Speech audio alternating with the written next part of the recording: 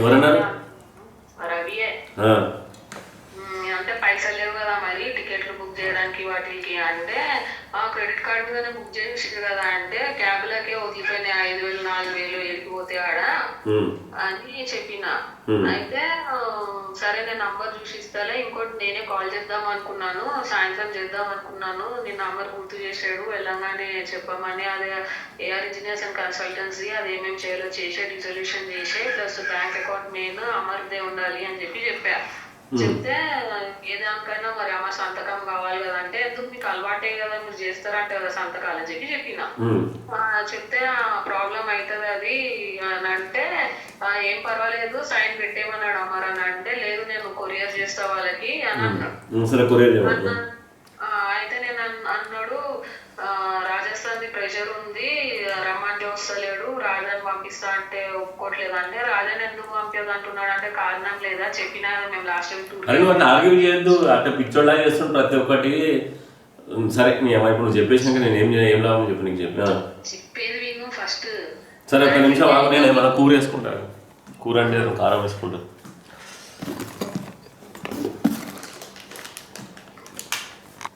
కూర్చున్నారు అని అంటున్నారు కదా. అయితే మమ్మల్ని కూడా రోజు వాచ్ చేస్తున్నాడు, రోజు ఫోన్లు చేసి ఫాలో చేయాలి, 2 days లో వస్తా అంటారు రాలేదని వినోద్ తిప్పిండు. మేము అదే మార్నింగ్ 3 o'clock చేరుకున్నామంటే కూడా ఊరుకోలేదు మమ్మల్ని. 9 o'clock డ్రైవర్ కి చెప్పి మమ్మల్ని తీసుకొచ్చి కారేగుడిలో వాడేమన్నాడు. అక్కడ కూడా డైరెక్ట్ ఫ్లాట్ కే తీసుకెళ్ళాడు. రూమ్ ఎంటర్ కాగానే ఎంబీ ఫుల్ తిరుగుతున్నాడు.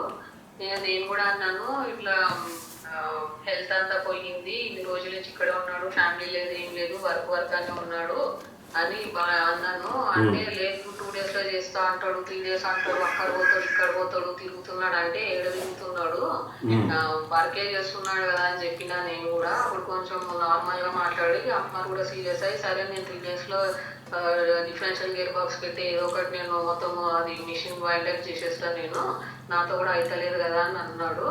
అయితే నాకు 2 నెలల నుంచి కూర్చున్నావు నా పైసలు అన్ని పోయినాయి అని అంటే రవి అన్నాడు డెట్స్ ఉన్నాయి మరి పైసలు శాలరీస్ ఇవన్నీ ఉన్నాయి కదా పే చేయాలి కదా అంటే ఆర్డర్ వెయ్యి అని అనుకుని మనుషులు నాన్న ఎండి కూడా అదే అన్నాడు, ఎన్నో ల్యాక్స్ వేసాడంట కదా మరి మిషన్ల గురించి, మరి ఆ పైసలన్నీ ఏం చేసిరు మీరు, నా పైసలు తిని నాకు పని చేయకుండా తిరుగుతున్నారని అన్నాడు మాట.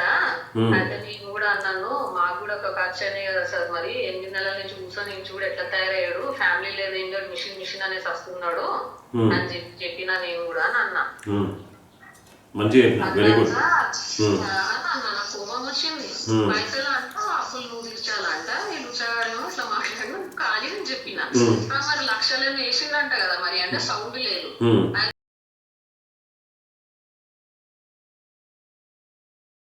రాజస్థాన్ ఆర్డర్ అప్పుడు అన్నాడు మరి రానంటున్నాడు, అమ్మరే రావాలని నేను అనట్లేదు కదా, రాజాని పంపిస్తా అంటే ఒప్పుకోవట్లేదు ఎట్లా అంటే నేను అన్నా మరి రాజాని వద్దంటున్నాడు అంటే ఏదో కారణం లేకుండా అయితే వద్దా కాదు. వీడు రాజాగాడి పెద్ద పోటీ కదా వీడికి రాదా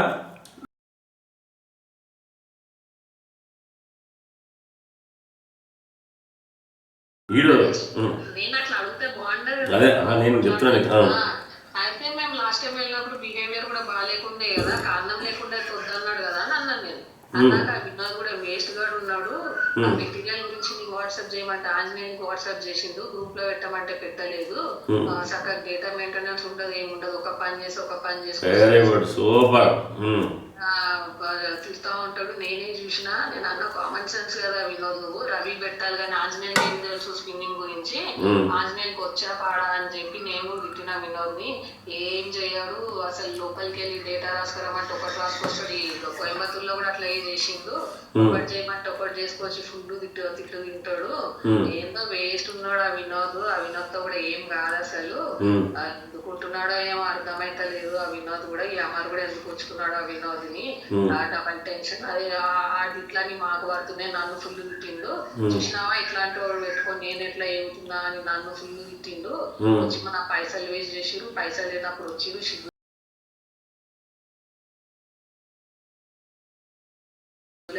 ఏదైనా నువ్వు మాట్లాడేది సూపర్ మాట్లాడావు కానీ రికార్డ్ కూడా అయితే చూసుకో తెలుసు. ఆయన ఇట్లా తిట్టిండు నన్ను ఫుల్ అని చెప్పిన.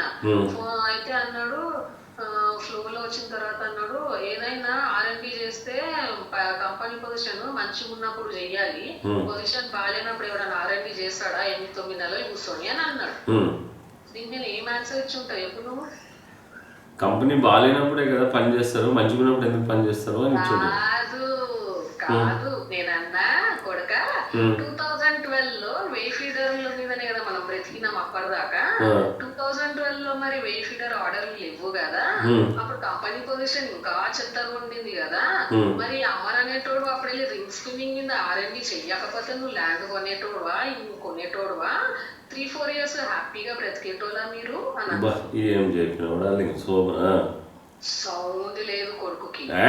అమ్మా వేసిన బిట్ సూపర్.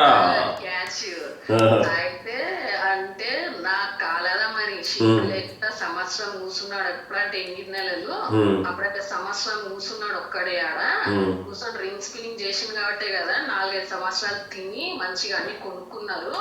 అప్పుడు R&D వేస్ట్ అని అనుకుంటుంటే ఈ పొజిషన్ లో ఉండేవాళ్ళ మీరు. ఇప్పుడు కూడా కంపెనీ కోసమే కదా చేస్తున్నాడు, కనుక్కుంటే మంచి పైసలు వస్తాయి అన్ని తీరితే అనే కదా కూర్చున్నాడు. అప్పుడైతే సంవత్సరం అప్పుడు కూడా ఫ్యామిలీ వద్దని మిషన్ అనే కూర్చున్నాడు. వాళ్ళ ఫాదర్ ఆపరేషన్ అంటే కూడా రాలేడు. మరి ఆ రోజు కూడా అట్లాగే ఆలోచించి ఉంటే మరి నన్ను దోచితివి అన్న అంటే అమ్మ సౌండ్ లేదు. అది కాదు నా ఇప్పుడు వేఫీల్డ్ నేనన్నా పిచ్చిలేసి ఊరికే శంకర్ అంటాడు, సినిమాలు అంటాడు, ప్లాంట్లు అంటాడు, ఏం అర్థమైతే లేదు అని అన్న. అంటే నాతో కూడా ఒకసారి వేఫీడర్ నువ్వు చెయ్యి అంటాడు, ఒకసారి అంకి నేను ముందు మాట్లాడదాం అంటాడు. నేను అనుకున్నా ఇవన్నీ మాకు తెలిసిన స్టోరీ అని. ఏమో మీరు చూసుకోండి నాకెందుకు చెప్తారా అని, నాకేం తెలుసా వాటి గురించి అని అన్న సింపుల్ గా.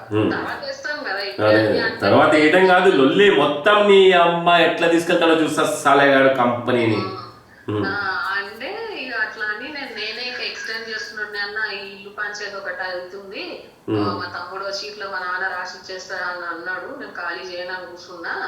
నాకు ఈ పంచాయతీలు అవుతుంటే మళ్ళీ అక్కడ పోతే ఉల్టా నన్నే తిడుతున్నాడు. వినోద్ పని చేయడు, దానికోసం నన్నే తిడతాడు, ఈయన కోసమే నన్ను తింటుందా. అయితే షుగర్ ఎట్లా ఉంది, బక్కగా అయిపోతున్నాడు, రేపు పొద్దున మెంటల్ కాదు. ఒక నిమిషం ఇన్నే. షుగర్ ఎట్లా ఉంది వదిన, అమర్ వల్ల నాకు ఉద్యోగం వచ్చింది, ప్రోగ్రామ్ నేర్చుకున్నాను, కంపెనీ పెట్టి నాకు ఇచ్చాడు, మేము చాలా బాగుపడ్డాము. ఎలా బక్కగా అయిపోయాడు, బాధ కలుగుతుంది నాకు. అతని వల్ల ఎంతమందికి మన కంపెనీలో బాగుపడ్డారు. రాజా అయితే అసలు ఏం చదువుకున్నాడో కూడా తెలియదు. మంచిగా కొన్ని ఇయర్స్ కాదు